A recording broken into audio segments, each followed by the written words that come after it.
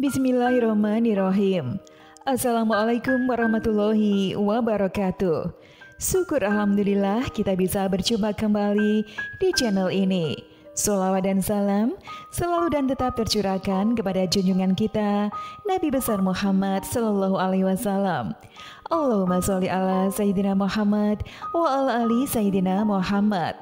Harapan dan doa saya, semoga saudaraku semuanya selalu diberikan kesehatan, dilapangkan rizkinya, dan diampuni dosa-dosanya.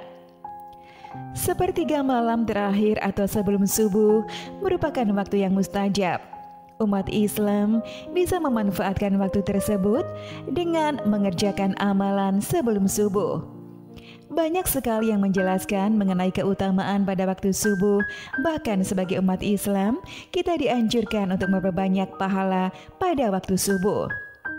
Namun sebelum lanjut, kita ingin mengingatkan kepada Anda semuanya, jangan lupa subscribe channel ini dan aktifkan juga loncengnya. Like dan share video ini sebanyak-banyaknya, dan mari sama-sama kita bangun channel ini dan menyebarkan syiar Islam ke banyak orang. Sahabat beriman, mengutip dari kajian ngaji Atimah yang Kawis, berikut adalah beberapa amalan sebelum subuh yang dapat dilakukan oleh umat Islam, di antaranya mendirikan salat tahajud, salat witir, dan salat qobliyah subuh. Berikut penjelasan selengkapnya. Yang pertama adalah salat tahajud. Dalam kitab Fathul Mu'in karya Syekh Zainuddin bin Abdul Aziz Al-Malibari yang diterjemahkan oleh Bahrudin Fuad, turut disebutkan hadis mengenai anjuran mendirikan salat tahajud. Rasulullah Shallallahu Alaihi Wasallam bersabda, "Wahai kalian manusia, sebarkanlah salam, berilah makanan, sambunglah tali persaudaraan, dan salatlah ketika manusia terlelap tidur pada waktu malam. Niscaya engkau akan masuk surga dengan selamat." Hadis riwayat Ibnu Majah. Selain itu, dalam kitab Sahih Muslim turut disebutkan sholat tahajud adalah sholat yang paling utama setelah sholat wajib. Rasulullah Shallallahu Alaihi Wasallam bersabda, sholat yang paling utama setelah sholat wajib adalah sholat yang dilakukan di malam hari. Hadis riwayat Muslim. Terdapat sebuah hadis yang menyebutkan bahwa salat malam menjadi amalan penebus dosa dan menghindari penyakit. Rasulullah SAW bersabda, "Kerjakanlah salat malam, karena salat malam merupakan kebiasaan orang-orang yang saleh sebelum kamu dahulu, juga suatu jalan untuk mendekatkan diri kepada Tuhan kalian, serta sebagai penebus segala kejahatan atau dosa, dan mencegah dosa dan dapat menghindarkan penyakit dari badan." Hadis riwayat At-Tirmizi dan Ahmad. Amalan yang kedua adalah sholat witir. Amalan yang selanjutnya ialah melaksanakan sholat witir, di mana sholat ini merupakan sholat sunnah yang memiliki rakaat ganjil. Sholat ini dilakukan setelah melakukan sholat pada waktu malam, misalnya sholat tahajud dan tarawih. Hal tersebut juga didasarkan dalam hadis Rasulullah SAW yang diriwayatkan oleh Ibnu Umar radhiyallahu anhu yang mengatakan, sholat witir itu 1 rakaat di akhir malam. Hadis riwayat Muslim. Yang ketiga adalah sholat qobliyah subuh. Sholat sunnah terakhir yang biasa dilakukan sebelum waktu subuh adalah sholat sunnah fajar atau qobliyah subuh. Sholat sunnah ini memiliki banyak sekali keutamaan yang bahkan tidak ternilai. Keutamaan sholat qobliyah subuh ini disebutkan dalam hadis yang dikeluarkan oleh Imam Muslim dalam kitab Sholat Al-Musafirin. Dari Aisyah radhiyallahu anha, ia berkata bahwa Rasulullah SAW bersabda, 2 rakaat sebelum fajar lebih baik daripada dunia dan seisinya. Waktu pelaksanaan sholat qobliyah subuh ini adalah antara terbitnya fajar dan sholat subuh, sebagaimana dikatakan Abu Bakar Jabir Al-Jazairi yang mengatakan dalam kitab Minhajul Muslim. Adapun Sa'id bin Ali bin Waf Al-Qotani mengatakan dalam kitab Salatul Mu'min bahwa qobliyah subuh dikerjakan setelah azan subuh dan sebelum iqamah. Amalan yang keempat adalah zikir.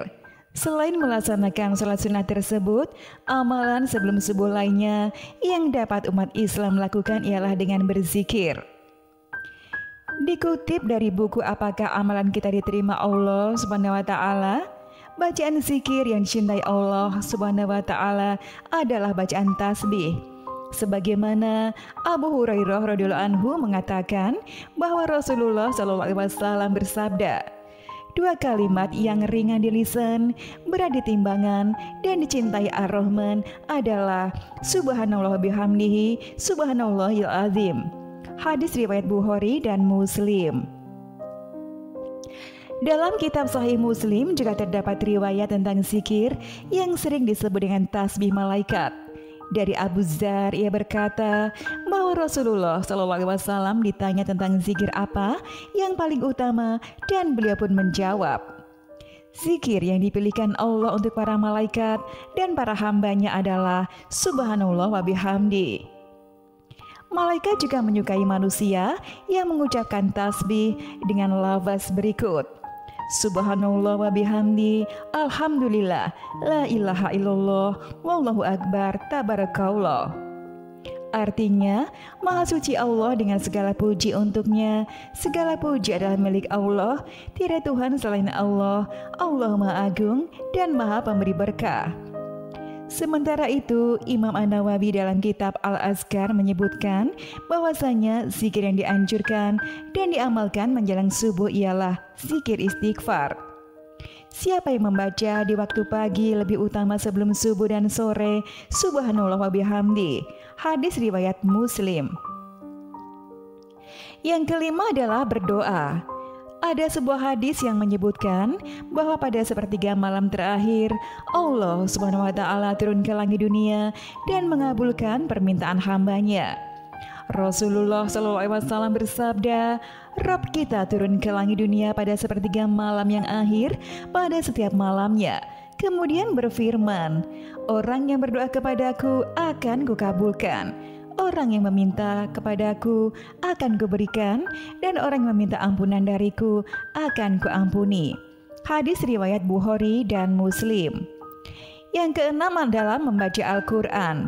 Amalan setelah subuh lain yang bisa dikerjakan adalah membaca Al-Quran. Allah SWT telah memerintahkan hambanya untuk membaca Al-Quran melalui firman-Nya dalam surat Al-Muzammil ayat 1 hingga 4. Artinya, wahai orang yang berselimut, Nabi Muhammad, bangunlah untuk sholat pada malam hari, kecuali sebagian kecil, yakni seperduanya, kurang sedikit dari itu, atau lebih dari seperdua itu, dan bacalah Al-Quran itu dengan perlahan-lahan. Sahabat beriman yang dirahmati Allah, itulah tadi penjelasan mengenai 6 amalan yang dianjurkan untuk kita lakukan ketika sebelum subuh. Semoga dengan penjelasan tadi bisa meningkatkan kita untuk semakin giat beribadah. Sekian video yang dapat kami sampaikan, semoga bermanfaat. Wassalamualaikum warahmatullahi wabarakatuh.